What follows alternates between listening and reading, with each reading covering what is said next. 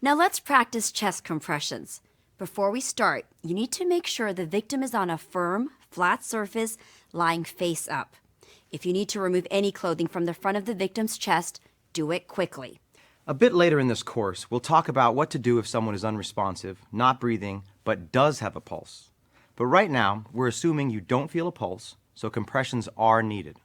By starting compressions, you are initiating the CAB sequence, or compressions, airway, and breathing sequence. In the first few minutes of sudden cardiac arrest, victims will have oxygen remaining in their bloodstream.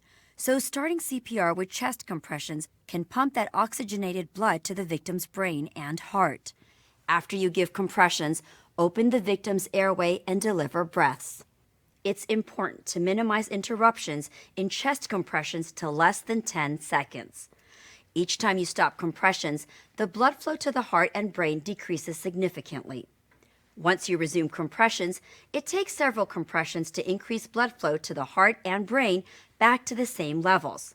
So any interruption in chest compressions can result in low blood flow and minimize the chance of ROSC. You'll need to work with a bare chest, and later you'll attach the AED pads to bare skin. To begin, place the heel of one hand on the center of your mannequin's bare chest, over the lower half of the breastbone. Place the heel of your other hand on top of the first. Make sure that your shoulders are directly over your hands with your elbows straight. And when we start, remember to push straight down on the breastbone to get adequate depth. When you push, push hard and fast. You can follow along with what's on the screen as you perform the compressions yourself.